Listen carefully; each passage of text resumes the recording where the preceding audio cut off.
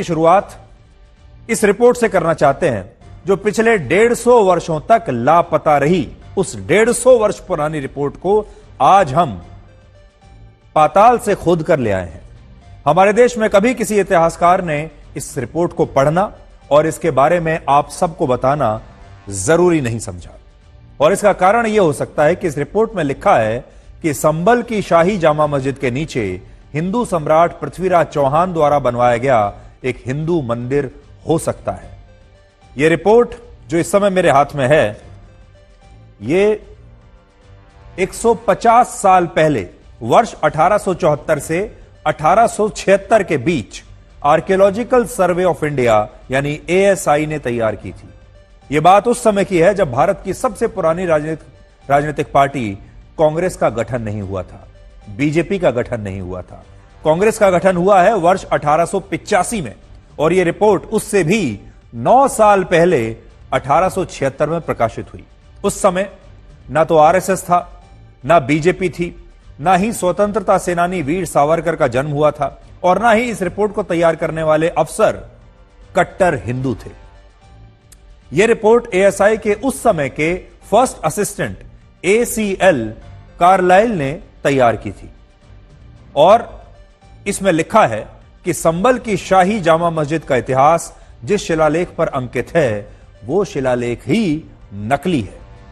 वर्ष 1874 में ब्रिटिश अफसर कार्लाइल ने संभल के मुसलमानों से बात की जिसमें उन्होंने खुद यह स्वीकार किया कि यह शिलालेख मुगल शासक बाबर के समय का नहीं है और यह मस्जिद किसी दूसरे ढांचे के इस्तेमाल करके बनाई गई है।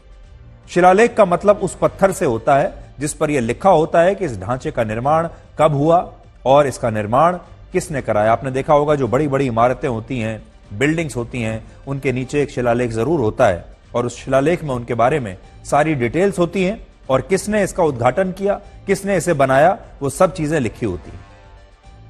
मौजूदा शिलालेख जो है वहां पर संभल की जामा मस्जिद पर, उसमें लिखा है कि इस मस्जिद को मुगल शासक बाबर ने बनवाया, लेकिन ASI की रिपोर्ट कहती है कि उस पत्थर पर बाबर का नाम भी गलत लिखा हुआ है। बाबर का असली नाम था शाह जहीरुद्दीन मोहम्मद बाबर और इस शिलालेख पर लिखा है शाह जमजा मोहम्मद बाबर। अब ये कोई और बाबर हो तो कह नहीं सकते। 150 वर्ष पहले ही ASI के ब्रिटिश अफसरों ने यह बता दिया था कि यह मस्जिद मूल रूप से एक हिंदू मंदिर का हिस्सा लगती है और खुद स्थानीय मुसलमान यानी जो आसपास रहने वाले जो मुस्लिम लोग हैं वो खुद इस बात को स्वीकार करते हैं कि उन्होंने बलपूर्वक यानी जबरदस्ती इस मंदिर पर कब्जा करके यहां इस मस्जिद का निर्माण कराया था। ये मैं नहीं कह रहा हूं, ASI की यह रिपोर्ट कह रही है जो इस समय मेरे हाथ में है। इसी रिपोर्ट में आगे यह भी लिखा है कि कुछ जगहों पर मस्जिद की दीवारों से प्लास्टर अब हट चुका है और इन स्थानों पर वो पत्थर दिखाई देते हैं जो प्राचीन हिंदू मंदिरों की दीवारों का हिस्सा था। इससे पता चलता है कि जब इस मंदिर के स्थान पर मस्जिद का निर्माण हुआ तब मंदिर के ढांचे में लगे पत्थरों को छिपाने के लिए उस पर छोटी ईंटें लगाकर उनके ऊपर प्लास्टर लगा दिया गया, जिससे यह पता ना चल पाए कि इस दीवार के अंदर हिंदू मंदिर की दीवारें हैं। इसके अलावा 150 वर्ष पहले ASI ने जब इस मस्जिद के एक हिस्से में खुदाई की तो उसे ऐसे पत्थर और अवशेष मिले जो हिंदू मंदिरों के स्तंभों में लगाए जाते थे और यह एक बहुत बड़ी बात है। कई पुस्तकों में भी यह लिखा गया है कि मुस्लिम आक्रमणकारी हिंदू मंदिरों और देवी देवताओं की प्रतिमाओं को नष्ट करने के बाद उनके मलबों को मस्जिद की सीढ़ियों और बाहरी हिस्से में लगवाया करते थे। सीढ़ियों में क्यों लगवाते थे? इसलिए ताकि मस्जिद में आने वाले लोग सीढ़ियों पर उन देवी देवताओं की प्रतिमाओं पर, उन पत्थरों पर पैर रखकर अंदर जा सकें और हिंदू धर्म और देवी देवताओं का हर क्षण अपमान हो, इसलिए उनकी प्रतिमाओं को सीढ़ियों पर लगाया जाता था जहां पर सबके पैर पड़े। और संभल की इस शाही जामा मस्जिद में भी इसी के सबूत मिलते हैं।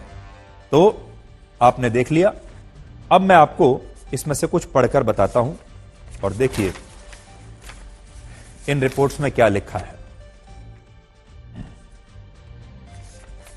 ये रिपोर्ट जैसे मैंने आपको बताया एएसआई की रिपोर्ट है। 1874 से 1876 के बीच की ये रिपोर्ट है। और ये रिपोर्ट किसने तैयार की है? ACL Carlyle, first assistant archaeological survey, और दूसरा under the superintendence of major general A Cunningham, जो कि उस समय डीजी थे आर्कियोलॉजिकल सर्वे ऑफ इंडिया के। अब देखिए क्या लिखते हैं। जो उन्होंने लिखा है ये तो अंग्रेजी में है, मैं उसका हिंदी ट्रांसलेशन उसका हिंदी रूपांतर आपको बताता हूं। कई स्थानों की जांच करने पर मैंने पाया कि जहां प्लास्टर टूटा हुआ था वहां पत्थर दिख रहे थे। मेरा मानना है कि मुसलमानों ने अधिकांश पत्थरों, विशेष रूप से वो पत्थर जिन पर हिंदू धर्म के निशान और मूर्तियां थीं, उन्हें निकालकर एक फुटपाथ बनाया और मूर्तियों और निशानों को उल्टा करके नीचे की ओर कर दिया ताकि ये निशान किसी को दिखाई न दे। मैंने वो ढांचे भी देखे हैं जिनमें पत्थर लगे हुए थे तो दीवारें बहुत मोटी थीं। बाहरी परिसर की सीढ़ियों के नीचे मैंने खुदाई की तो मुझे लाल बलुआ पत्थर में मूर्ति कला के कुछ टुकड़े मिले, जिनमें से एक विशेष आकार के स्तंभ का ऊपरी हिस्सा था। इसे मस्जिद में बदलने के लिए इमारत में जो अलग से विंग्स जोड़े गए वो छोटी ईंटों से बने हैं। पुरानी हिंदू कार्यशैली और आधुनिक मुस्लिम कार्यशैली के बीच एक स्पष्ट और विशिष्ट अंतर है और पुराना हिंदू मंदिर मुसलमानों द्वारा बाद में जोड़े गए भाग से बिल्कुल अलग साफ साफ दिखाई देता है। अंग्रेजी में मैं अगर पढ़ूं, on examining several spots where the plaster was broken, I found that in some places stone was exposed. I believe that the Mohammedans stripped off most of the stone, especially such as bore traces of Hinduism, and made a pavement of the stones, turning the sculptures downwards. ये ना तो मैं कह रहा हूं, ना आज की किसी राजनीतिक दल का कोई नेता कह रहा है, ना कोई कट्टरपंथी हिंदू संगठन कह रहा है। ये ASI की रिपोर्ट कह रही है और ये रिपोर्ट है 1875-76 के आसपास की रिपोर्ट। अब आप ये देखिए, ये जो रिपोर्ट है ये तो 150 साल पुरानी है, लेकिन ये रिपोर्ट आज 150 वर्ष बाद वर्ष 2024 में भी इतनी महत्वपूर्ण क्यों है?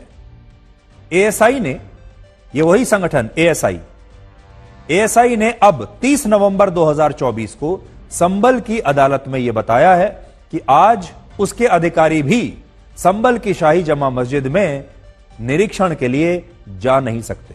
बड़ी बात मैं आपको क्या बताने की कोशिश कर रहा हूं कि ASI संबल की अदालत में जाकर यह कह रहा है कि अब हमारे अधिकारियों का भी उस मस्जिद में जाकर सर्वे करना मुश्किल हो गया है। यह स्थिति भी तब है जब यह मस्जिद एक ASI प्रोटेक्टेड मॉन्यूमेंट है। इसका मतलब कि इस मस्जिद के संरक्षण की पूरी जिम्मेदारी ASI की है और मस्जिद कमेटी चाहकर भी इसके ढांचे में बिना ASI से पूछे कोई परिवर्तन नहीं कर सकती, क्योंकि इस मस्जिद के संरक्षण की जिम्मेदारी ASI की है और ASI की टीम भी इस मस्जिद के निरीक्षण के लिए अब वहां जा नहीं सकती अपनी मर्जी से, क्योंकि वहां पर सांप्रदायिक तनाव हो सकता है अगर ASI की टीम वहां पर जाती है तो। लेकिन अभी मुसलमानों के विरोध के कारण ASI को भी इस मस्जिद में जाने से डर लगता है और उसे वहां आने से रोका जाता है। आपके मन में यह सवाल जरूर होगा कि मुसलमान ASI के अधिकारियों को इस मस्जिद में जाने से क्यों रोकते हैं? तो इसका जवाब भी ASI के हलफनामे में ही छिपा हुआ है। ASI के मुताबिक उसकी एक टीम इसी वर्ष 25 जून को भारी पुलिस बल के साथ इस मस्जिद में निरीक्षण के लिए गई थी और इस निरीक्षण में उसे चौंकाने वाली बातें पता चली। जब ASI के अधिकारी मस्जिद में गए, जामा मस्जिद में, तो पता चला कि उसकी जानकारी के बिना, यानी ASI को बिना बताए इस मस्जिद में मरम्मत का काम हुआ था। दीवारों पर नया प्लास्टर लगा दिया गया था, पुराने फर्श की जगह मार्बल की फ्लोरिंग कर दी गई थी और मस्जिद में सीढ़ियों पर रेलिंग लगा दी गई थी, जबकि यह नियमों के विरुद्ध है। इस मामले में वर्ष 2018 में भी एक FIR दर्ज हुई थी और संबल के एडिशनल डिविजनल कमिश्नर ने इस रेलिंग को हटाने के निर्देश भी दिए थे, लेकिन आज 6 वर्षों के बाद भी इस निर्देश का पालन नहीं हुआ है। अब आप ASI की इस साल की रिपोर्ट को 150 वर्ष पुरानी इस रिपोर्ट से कनेक्ट करके देखिए, जो रिपोर्ट मेरे हाथ में है, और आपको सारी कहानी समझ में आ जाएगी। यानी एएसआई 150 वर्ष पहले जो कह रहा था, आज भी वही कह रहा है। 150 वर्ष पहले ब्रिटिश अफसरों ने अपनी रिपोर्ट में यह लिखा था कि मुस्लिम पक्ष ने हिंदू मंदिरों की दीवारों को छिपाने के लिए उन पर छोटी छोटी ईंटें लगाकर ऊपर से प्लास्टर लगा दिया है, और मस्जिद के बाहर के फर्श को भी बदला गया है ताकि उसके नीचे दबे हिंदू मंदिरों के अवशेषों को छिपाया जा सके। और अब इस साल की यह रिपोर्ट भी एएसआई की यही कहती है कि मुस्लिम पक्ष ने मस्जिद की दीवारों पर नया प्लास्टर लगाया है और वहां पुराने फर्श को हटाकर उस पर मार्बल की फ्लोरिंग करा दी गई है। इससे यह सवाल जरूर उठता है कि क्या हिंदू मंदिर के अवशेषों को छिपाने के लिए फिर से ऐसा किया गया है, और क्या इसी वजह से एएसआई को इस मस्जिद में आने से रोका जाता है?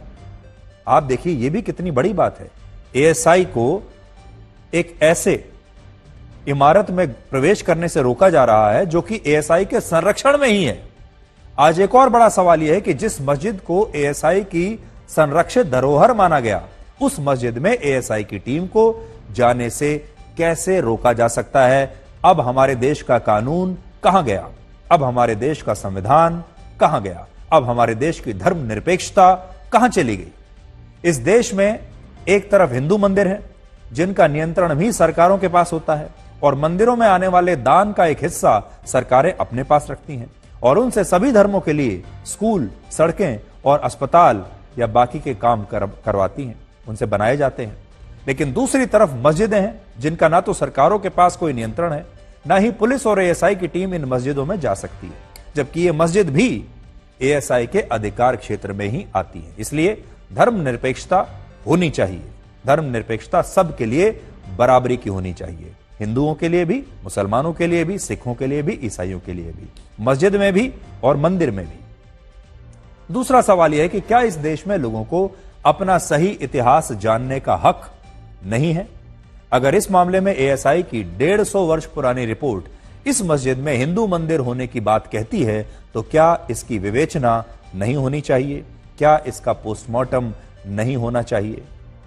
तीसरी बात, इस मामले में बार बार अल्पसंख्यक शब्द को दोहराया जा रहा है, और हमारे देश के नेता कह रहे हैं कि इस मस्जिद का सर्वे कराना अल्पसंख्यक मुसलमानों के खिलाफ एक बहुत बड़ी साजिश है।